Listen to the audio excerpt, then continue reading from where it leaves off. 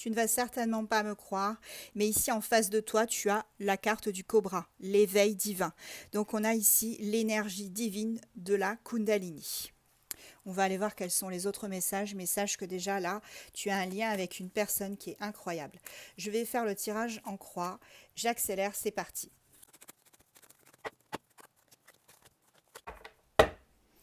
En dos de deck, j'ai Nephthys.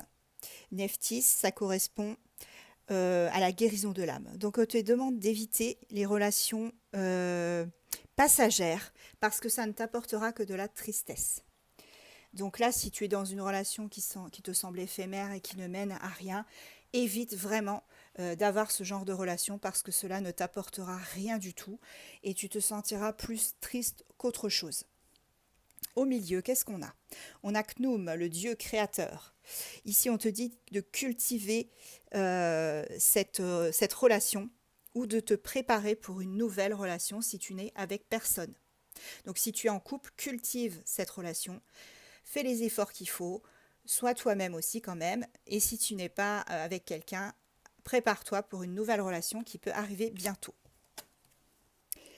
On a la carte mine, fertilité et création. Ici, on te parle d'un partenaire vraiment, vraiment qui te correspondra au niveau physique et spirituel. Ce sera vraiment quelqu'un, d'où la Kundalini. La Kundalini, ça reprend vraiment tout.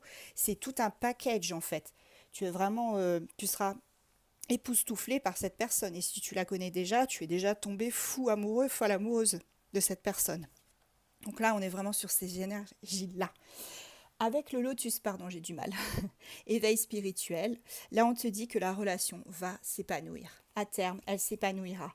Mais il faut juste cultiver cet amour qui vous lie. Il faut vraiment que vous fassiez les efforts qu'il faut pour entretenir cette flamme, entretenir cet éveil du cobra, de la Kundalini. Ici, on te parle de Ré. C'est le pouvoir créateur. Le pouvoir créateur, il te dit de te libérer des anciens traumas du passé.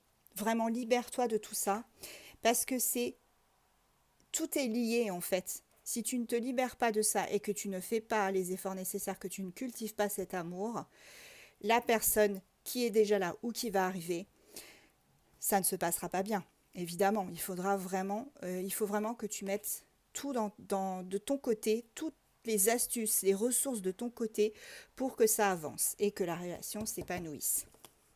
Avec Nout, on me dit que ce sont les étoiles et le timing. Donc là, c'est enfin le moment de recevoir cet amour. Allez, j'en prends une dernière. Après, on prendra des signes et des initiales aussi. Hop.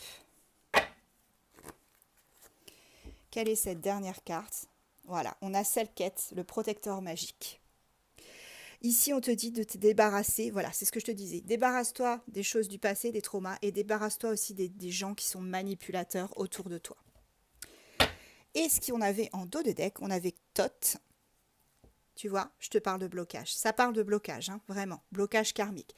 Donc si tu ne te débarrasses pas de tout ça, ça n'avancera pas et la relation ne s'épanouira pas. Si tu fais le nécessaire, c'est le combo magique. Allez, petit signe astro.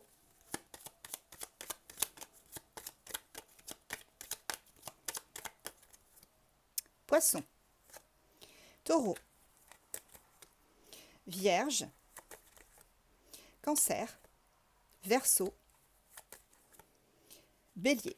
Et en dos de deck, nous avons les lions. On prend aussi des petites initiales. Je vais bien au fond du sac. Séance ASMR.